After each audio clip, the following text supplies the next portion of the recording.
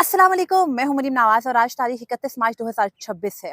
इमरान खान और बुशरा बीबी के 190 million pound case में जमानत के इम्कानात कम तरीन हो चुके हैं और उसकी वजह यह है कि इस्लामाबाद हाईकोर्ट ने आज इस मुकदमे की समाअत में अपना माइंड डिस्क्लोज कर दिया है। इमरान खान के वकील बैरिस्टर सलमान सफ्तर को इमरान खान और बुशरा बीबी से मुलाकात की हिदायत देते हुए मुकदमे की समाअत को मुलतवी कर दिया गया है, लेकिन साथ ही ये नीयत भी जाहिर कर दी गई है कि विफाकी हुकूमत ने नैब कानून में तरमीम करके जो विफाकी आईनी अदालत को इख्तियार दिया था, वो वाकई ही इमरान खान के 190 मिलियन पाउंड केस की सजा बरकरार रखने के लिए था। आज हुआ क्या, पाकिस्तान तहरीक इंसाफ को बतौर जमात क्या स्टेप लेना चाहिए था जिन्होंने मिस आउट कर दिया और वो आगे जाके इमरान खान की सफरिंग में इजाफा कर सकता है, इससे मुतालिक हम गुफ्तगू करेंगे। साथ ये भी बात करेंगे कि आज की समाअत के दौरान नैब ने एक मरतबा फिर अपनी बदनीयती इस मुकदमे में कैसे जाहिर की। हम सबको पता है कि नैब जो है वो हर दौर के अंदर सियासी इंतकाम के लिए, सियासी इंजीनियरिंग के लिए एक आला कार के तौर पर इस्तेमाल होता है। इस इदारे को जब से बनाया गया, इसकी शोहरत यही बन चुकी है कि ये हर दौर के अंदर मुखालिफिन के खिलाफ इस्तेमाल होने के लिए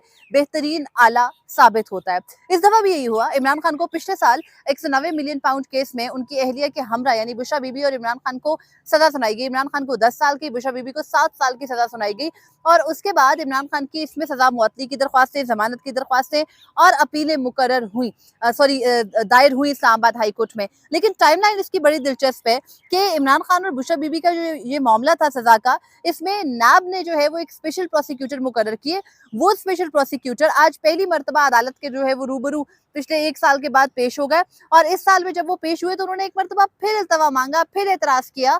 और मजे की बात यह है कि जस्टिस डोगर, जिनको इस लाहौर हाई कोर्ट से 15वें नंबर से इम्पोर्ट कर ही लाया इसलिए गया था कि इमरान खान को फर्दर किसी केस में साइफर के मुकदमे की तरह या तोशाखाना के मुकदमे की तरह किसी केस में बरियत ना मिल जाए, तो इसलिए जस्टिस डोगर ने बिल्कुल उसी मकसद को पूरा करते हुए, जिस मकसद के लिए उनको लाहौर हाई कोर्ट से इस्लामाबाद हाई कोर्ट लाया गया था, उन्होंने इमरान खान के मुकदमे में नैब की जो है वो इस्तदा मंजूर की, उनकी बात मानी और मुकदमे की समाअत को मुलतवी भी किया। बल्कि एक और जो बड़ी बारीक सी चीज खेली गई है और जिसमें वफाकी हुकूमत ये कहती रही कि नहीं जी, हम तो कानून साजी किसी और नीयत से कर रहे हैं, बल्कि एक आजाद मेंबर जो है वो आए एक बिल लेकर, अब्दुल कादिर, जो कि माजी में पाकिस्तान तहरीक इंसाफ का हिस्सा थे, इस वक्त वो जो है वो आजाद रुकन है और हम सबको पता है कि आजाद कौन होता है। तो वो जो आजाद रुकन है वो एक कानून साजी लेकर आते हैं, उस कानून साजी को वफाकी हुकूमत हिमायत करके आउट ऑफ एजेंडा यानी वो एजेंडे में नहीं होती, उसको मंजूर कर लेती है। अब आकर उसके असरात नजर आने लगे हैं।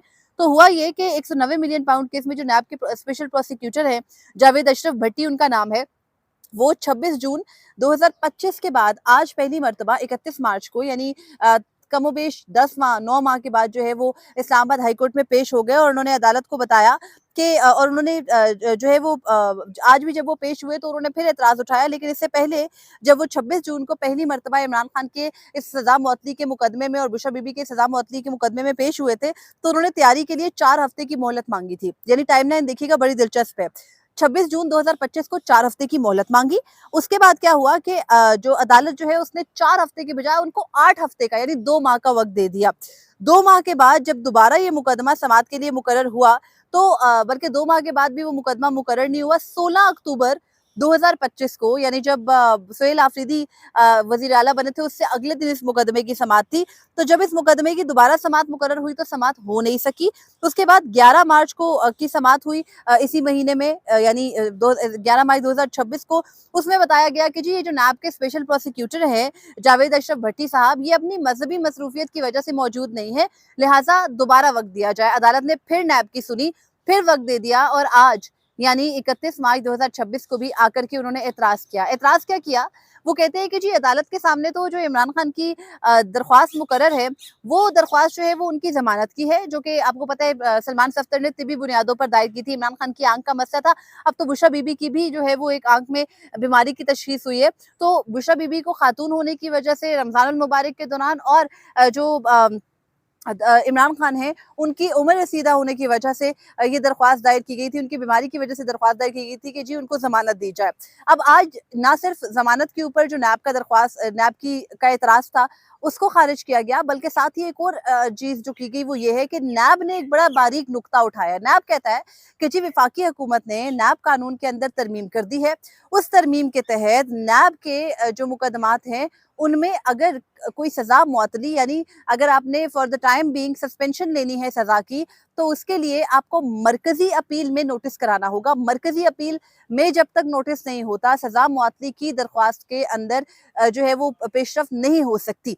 अब ये नुक्ता जब उन्होंने उठाया तो ज़ाहिर बात है कि सबके लिए सवाल ये उठता है कि जी एक ऐसा कानून पिछले महीने असेंबली से पास हो गया, एक आज़ाद रुकन ने पास करा लिया, जो आज़ाद रुकन हम सबको पता है कि जो किसी पार्टी में नहीं है, वो कहाँ से ऑपरेट हो रहे हैं। वो फैसल वाउडा कहते हैं ना, मोहसिन नकवी और मैं एक जमात के हैं, तो सेनेटर अब्दुल कादिर भी उसी जमात के हैं। वो एक कानून लेकर आए, वो कानून बैठकर असेंबली ने पास कर दिया, बल्कि वफाकी हुकूमत उसको डिफेंड करती रही। उस कानून के अंदर हुआ क्या था कि उस कानून के अंदर ना सिर्फ जो नैब की अपीलें हैं, उसके लिए सुप्रीम कोर्ट को, यानी ये जो मेरे पीछे नजर आती है बस एक जो है ना वो आप कह सकते हैं कि सिंबल के तौर पर इमारत है, इसका किरदार खत्म किया गया और विफाकी आईनी अदालत को किरदार दिया गया और कहा गया कि जी अब जो नैब की अपीलें होंगी वो सुनी जाएंगी नैब कोर्ट के बाद इस्लामाबाद हाई कोर्ट में। अपीलों के अंदर कोई अगर लगेगा कि जी किसी फरीक को सुना नहीं गया, किसी का दावा पूरा नहीं हुआ, तो फिर फाइनल जो उसकी अपील आएगी वो आएगी विफाकी आईनी अदालत में। यानी सुप्रीम कोर्ट का जो बीच में सिलसिला था, एक स्टेप था, उसको माइनस कर दिया गया। तो अब तब भी ये बात होती थी, पाकिस्तान तहरीक इंसाफ के तमाम सेनेटर्स, खासतौर पर बैरिस्टर अली जफर ने फ्लोर ऑफ द हाउस के ऊपर सेनेट के अंदर खड़े होकर ये कहा था कि जी ये जो कानून साजी की जा रही है, इतनी जल्दी में की जा रही है, वो एजेंडे पर भी नहीं थी। इसका मकसद सिर्फ एक है और इसका मकसद ये है कि जी इसका मकसद ये है कि जो इमरान खान का 190 मिलियन पाउंड केस का मुकदमा है, उसमें उनकी सजा को बरकरार रखा जा सके और सुप्रीम कोर्ट से उनको कोई रिलीफ ना मिले, वो बराह रास्त विफाकी आईनी अदालत से ही सजा याफ्ता रहें। वही हो रहा है, एग्जैक्टली वही स्क्रिप्ट फॉलो हो रहा है। लेकिन सवाल ये बनता है और ये उठता है कि नैब का कानून पास हुआ, हम सबको पता है कि अदालतें सोल्ड आउट है, हम सबको पता है कि जजेस जो है वो जब तक उनको हिदायत नहीं आती वो कोई काम नहीं करते। अगर कोई हल्का सा भी अपनी आज़ादी से कोई फैसले देने की कोशिश करता है तो उस जज को साइडलाइन कर दिया जाता है। पूरा पैटर्न फॉलो हो रहा है। लेकिन पाकिस्तान तहरीक इंसाफ ने एज अ टोकन भी उस कानून को चैलेंज नहीं किया। यानी पीटीआई ये कहती है कि जी वो पार्टी सतह पर ये फैसला कर चुकी है कि वफाकी आईनी अदालत को वो जो है वो उसका बाइकआउट नहीं करेंगे। अगर वफाकी आईनी अदालत में कोई केस आता है तो उसमें जाते हैं। सोहेल सुल्तान के मुकदमे को वफाकी आईनी अदालत ही सुन रही है, गुज़िश्ता रोज उसमें अटॉर्नी जनरल को नोटिस हुआ है। तो सवाल ये उठता है कि अगर आप वफाकी आईनी अदालत का एवेन्यू खुले रखे हुए हैं तो आप वहां पर एक दरख्वास्त क्यों नहीं दायर करते? यानी फॉर अ टाइम बीइंग आपने ये कड़वा घूंट पी लिया, आपने वफाकी आईनी अदालत से का बाइकआउट करने से इनकार कर दिया है, तो फिर आप वफाकी आईनी अदालत में उस नैब की तरमीम को चैलेंज तो करें कि हजूर वो एजेंडे पर नहीं थी। यानी वो तो सिर्फ अपने प्रोसीजर के लैप्स की वजह से भी फारिग हो सकती है और फिर उसकी जरूरत क्यों महसूस हुई? वफाकी आईनी अदालत को एक इजाफी इख्तियार दिया गया। वैसे तो हम सबको पता है कि वफाकी आईनी अदालत ने उसी इख्तियार को अपहेल्ड करना है, लेकिन कभी तो वक्त ने तब्दील भी होना है। तब तो ये सवाल होंगे कि जी पीटीआई ये थोक के हिसाब से की जाने वाली वन साइडेड कानून साजियों को चैलेंज क्यों नहीं करती थी? वो ये क्यों नहीं बताती थी कि जी हम लोग फ्लोर पे भी इख्तिलाफ कर रहे हैं, हम अदालतों के अंदर भी इख्तिलाफ करेंगे। यानी आपने उस चीज को एक तरह से स्टैंप कर दिया जब आपने उसको आकर अदालत में चैलेंज नहीं किया। तो अब सवाल ये उठ रहा है कि आज इमरान खान के मुकदमे के अंदर जो पूरी बहस मुबाहिसा हुआ वो भी मैं आपके गोशगुजार करती हूँ, उसका सेहरा पाकिस्तान तहरीक इंसाफ के सर क्यों ना सजे? पीटीआई ने क्यों नहीं उसके ऊपर अपना एहतजाज रिकॉर्ड करवाया? इस्लामाबाद हाईकोर्ट में चैलेंज कर लेते उस कानून साजी को, वफाकी आईनी अदालत में कर लेते या सुप्रीम कोर्ट में कर लेते, किसी भी एक जगह कर लेते, लेकिन करना चाहिए था, नहीं किया गया। अब सवाल ये उठता है कि जो आज के केस की समात है, आप उसको सुनकर ये बताइए कि क्या आपको लगता है कि इमरान खान और बुशरा बीबी को इस केस में कोई जमानत भी मिल सकती है? क्योंकि जमानत को डोगर साहब सुनना नहीं चाहते, सजा मुअत्तली को डोगर साहब सुनना नहीं चाहते, वो बराह रास्त अपील को सुन रहे हैं। जब वो बराह रास्त अपील को सुनेंगे तो हम सबको पता है कि वो जिन जज साहब से वहां पर सजा सुनाई गई, दिलवाई गई थी इमरान खान को नैब कोर्ट से, उन जज साहब का कंडक्ट, फिर उनको मिलने वाली प्रमोशन से ये बिल्कुल साबित है कि जी इमरान खान के इस मुकदमे की जो ये सजा है इसने बरकरार रहना है। और ये जो मौजूदा हुकूमत है, ये सबसे ज्यादा सॉलिड केस जो इमरान खान या बुशरा बीबी के खिलाफ जिसको कहती है, वो ये अलकादिर ट्रस्ट यूनिवर्सिटी का केस है 190 मिलियन पाउंड का। जबकि इसके अंदर फैक्ट्स बहुत हद तक डिस्टॉर्टेड है, सवालात बहुत सारे उठते हैं, वन साइडेड समात की गई थी। इमरान खान के वकील बैरिस्टर सलमान सफ्तर ने जिरा के अंदर जो इमरान खान के खिलाफ पेश होने वाले गवाहान थे उनकी जई तई फेर दी थी। लेकिन अगेन अदालत ने वन साइडेड फैसला किया। अदालत ने उस जिरा को, उन फैक्ट्स के डिस्टॉर्शन को मद्देनजर नहीं रखा। तो हम सबको पता है कि इमरान खान की सजा उन्होंने बरकरार ही रखनी है। आज क्या हुआ? आज जो है वो जो मुकदमे की समात का आगाज हुआ तो नैब ने जो है वो एतराज उठा दिया और एतराज उन्होंने ये उठाया कि जी जो पाकिस्तान तहरीक जो पीटीआई ने ये दरख्वास्त दायर की है, यानी इमरान खान ने जो दरख्वास्त दायर कर रखी है, इस दरख्वास्त में उन्होंने कहा कि जो दो मुतफरिक दरख्वास्तें जो है वो हमने दायर की थी और अपील में नोटिस ना हो तो सजा मुअत्तली की दरख्वास्तें नहीं सुनी जा सकती। यानी अगर मरकजी अपील में नोटिस नहीं है तो आप सजा मुअत्तली की दरख्वास्त नहीं सुन सकते। उन्होंने ये भी कहा कि नैब कानून में तब्दीली के बाद अपीलों पर नोटिस के बगैर आप ये केस नहीं सुन सकते और स्पेशल प्रोसिक्यूटर नैब के, जो कि मैंने आपको बताया कि 9 माह के बाद आज अदालत में पेश हुए हैं, उन्होंने ये कहा कि जी ये अपीलों पर अगर मरकजी अपीलों पर अगर इमरान खान के वकील दलाइल देना चाहते हैं तो मोस्ट वेलकम, वो शुरू कर लें। अब बैरिस्टर सलमान सफ्दर, जो कि इमरान खान के इस मुकदमे में ज़ाहिर है कि तैयारी करके आए हुए हैं सज़ा मुअत्तली की।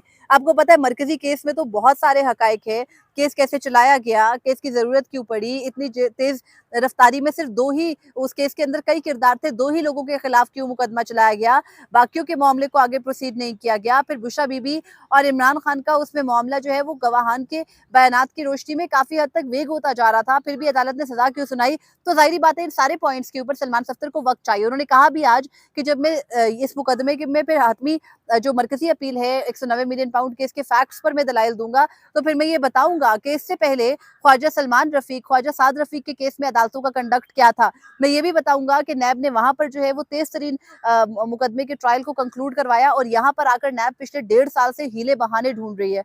सलमान सफ्दर ने ये भी कहा कि इमरान खान के खिलाफ तोशाखाना का मुकदमा मुकर्रर नहीं हो रहा, उसमें इमरान खान की मरकज़ी अपीलें नहीं लग रही। इमरान खान के दीगर मुकदमात में यानी तोशाखाना का जो मुकदमा है, तोशाखाना 1 इमरान खान के खिलाफ फौजदारी केस, उसके अंदर इमरान खान की आज तक सिर्फ सज़ा मुअत्तली हुई है। जो उनका जजमेंट था वो सस्पेंड नहीं हुआ, बड़ा टेक्निकल सा उसके अंदर ग्राउंड है और फिर इमरान खान को उसमें बरी भी नहीं किया गया। फिर तोशाखाना का दूसरा बुल्गारी सेट वाला जो मुकदमा है, उसमें भी पेशरफ्त नहीं हो सकी। तो सलमान सफ्दर ने कहा कि ये दोहरा कंडक्ट क्यों है अदालत का इस मामले में, मैं ये सब चीज़ें बताऊँगा। लेकिन सलमान सफ्दर ने वहाँ से एक जो है वो एक टर्निंग पॉइंट आया, जब सलमान सफ्दर ने कहा कि जी मुझे इमरान खान और बुशरा बीबी से इस केस में जो हिदायत अब तक मिली हैं, वो सज़ा मुअत्तली की हद तक है। उन्होंने मुझे जो मरकज़ी केस है, ज़ाहिर-सी बात है आप अपने क्लाइंट से डिस्कशन के बगैर तो उस पर दलाइल नहीं दे सकते। गॉड नोज़ कि इमरान खान इस मुकदमे को किस तरह चलाना चाहते होंगे या बुशरा बीबी इस मुकदमे में अपनी क्या राय रखती होंगी, तो उनसे मिले बगैर तो मुकदमा नहीं आगे चलाया जा सकता, ये तो बड़ा ओपन एंड शट सा केस है। तो जब ये सलमान सफ्दर ने मामला उठाया तो जस्टिस डोगर ने कहा कि जी ठीक है, आपको कल तक का वक़्त देते हैं, आप कल जाके मुलाकात कर लें और परसों हम इस मुकदमे की समाअत को दोबारा मुकर्रर कर लेते हैं।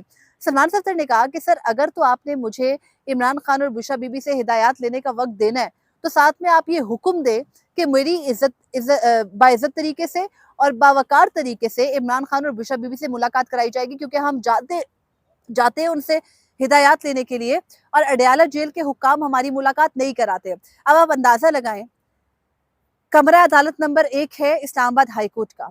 इस्लामाबाद हाई कोर्ट वो अदालत है जो कि इस्लामाबाद के अंदर, वैसे तो पूरे मुल्क के अंदर एक एग्ज़ाम्पलरी कोर्ट कंसिडर हुआ करती थी जस्टिस डोगर के आने से पहले। लेकिन फिर जस्टिस डोगर वारिद हुए तो उसके बाद से इस्लामाबाद हाई कोर्ट का नक्शा तब्दील हो गया। उस इस्लामाबाद हाई कोर्ट के कमरा अदालत नंबर 1 में सबसे पावरफुल कुर्सी पर बैठे जस्टिस डोगर से जब सिर्फ इतनी सी इस्तदा की गई कि हज़ूर, एक मुलाज़िम है जेल सुपरिटेंडेंट, उसको इतना ऑर्डर कर दीजिए कि जब इमरान खान के वकील उनसे अपने केस के अंदर, उनके केस के अंदर जो आपके सामने दोबारा मुकर्रर होना है, जिसके बगैर आप आगे बढ़ नहीं सकते हैं, जब उसके लिए हिदायत लेने जाएँ, तो आप सुपरिटेंडेंट को कहिए कि वो मुलाकात करा दे बाइज़्ज़त तरीके से। ये बहुत छोटी-सी बात है, बहुत छोटी-सी इस्तदा है, लेकिन ये इतना बड़ा मसला है इस निज़ाम के लिए, ये इतना बड़ा अना का मसला है कि जस्टिस डोगर ने ये तक नहीं कहा। उन्होंने कहा, "नहीं-नहीं, बस आप जाके ना हिदायत ले लें।"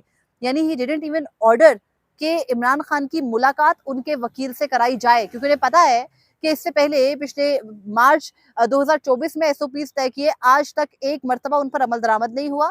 उनकी खिलाफ वर्जी खुले तरीके से सुपरिटेंडेंट अडयाला जेल कर रहे हैं और पता है जस्टिस डोगर को कि भले वो जितने ऊंचे मनसब पर लाकर बिठाए गए हैं लाहौर हाई कोर्ट से इस्लामाबाद हाई कोर्ट के अंदर, उनके फैसले की वक़्त ही नहीं है कि एक सुपरिटेंडेंट अडयाला जेल उनके फैसले को सुने।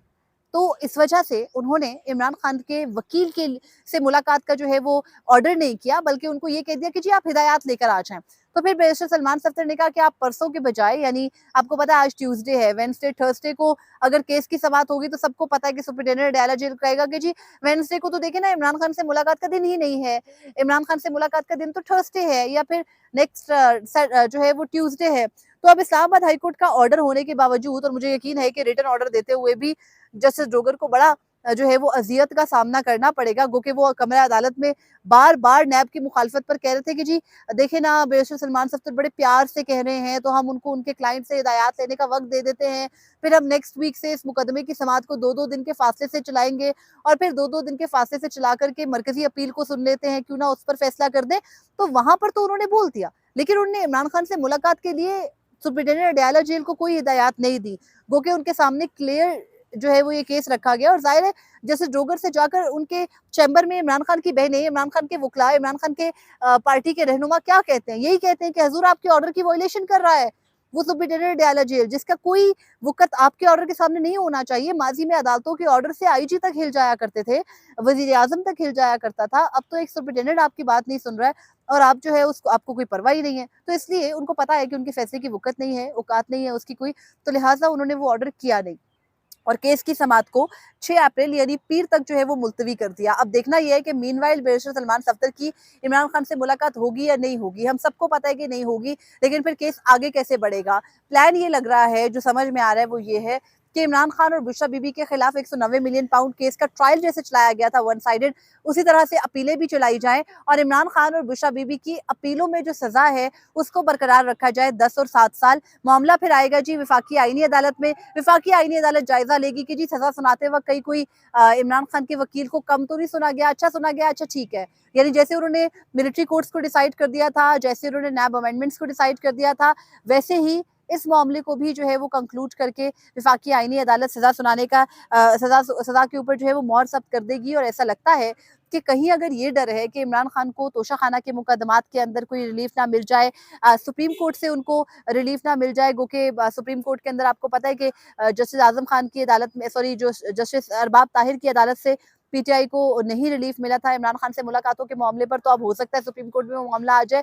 तो अगर वहां से कहीं से कोई रिलीफ मिल भी जाता है फॉर द टाइम बीइंग, तो इमरान खान बाहर ना आ सके, रास्ते उनके बंद रहें। तो ये जो है वो इरादा है। आप खुद देख सकते हैं कि इससे पहले कहीं ना कहीं ये कहा जाने लगा था, जब इमरान खान की आंख का मसला था, कि जी इमरान खान को रिलीफ दिया जा सकता है, लेकिन अब बिल्कुल वाज़ेह तौर पर नजर आ रहा है कि इस निज़ाम का, इस हुकूमत का कोई इरादा नहीं है कि जितना मर्जी प्रेशर बिल्ट हो इमरान खान को जेल में रखना है। क्योंकि वजह ये है, और समझ में भी यही आता है और हम सबको पता है, कि इमरान खान को जेल में रखना इसलिए ज़रूरी है कि जिस दिन वो जेल से बाहर आएंगे, जिस दिन ये उनकी जो है वो ज़मानत होगी या उसका कोई इम्कान रोशन होगा, उस दिन ये निज़ाम बरकरार नहीं रहेगा। क्योंकि इमरान खान का जो वाहिद मुतालबा है, जिस बात पर आकर हमेशा मुज़ाकरात भी रुक जाते हैं, वो ये है कि जी जब भी अब मैंने बाहर आना है या मैंने कोई बात करनी है, मुझे मेरा मैंडेट वापस करो। मैंडेट वापस करने की सूरत में तो ये पूरा निज़ाम ज़मीन-बोस हो जाता है। तो उस सूरत हाल में हम सबको पता है कि सस्टेन नहीं रह सकेगा ये सिस्टम। तो लिहाजा फ़िलहाल कम से कम साल एक जो है वो इमरान खान को, 1.5 साल, 2 साल मज़ीद अंदर रखने का ये तरीका है कि जी वो उनकी सज़ा बरकरार रखी जाए। और आपको पता है, जब सज़ा फाइनैलिटी इख्तियार कर जाती है, फिर अदालतें कोई काम नहीं आती, फिर मुल्ज़िम को अपनी सज़ा पूरी ही करनी होती है। और इमरान खान को 10 साल की सज़ा है। अगर आप उसको दिन और रातें मिलाएँ तो 5 साल बनती है। पिछले साल से वो सज़ा शुरू हुई है। 4 साल, साढ़े 4 साल की इमरान खान की सज़ा इसमें रहती है। उनकी बेगम, बुशरा बेगम का जो है वो मामला, इसमें कोई देखना है कि निकल सकेगा या नहीं। ये भी हो सकता है कि नैब की मरकज़ी अपीलों पर नोटिस करने के बाद सज़ा मुअत्तली के मामले पर जस्टिस डोगर जो है वो सुनकर कोई फैसला कर दें। इम्कान बहुत कम है, डिपेंड करता है कि बैकग्राउंड में चलने वाली कोई बातचीत मौसर साबित होती है या नहीं होती। पीटीआई का एज़ अ पार्टी क्या कंडक्ट है, एक वो पार्टी जो मुसलसल महकूम हो, जिसको दबाया जा रहा हो, उसके ऊपर तनकीद करना मेरी जो है वो असूलों के खिलाफ है। लेकिन मसला ये है कि पीटीआई के अंदर वकला की फौज है।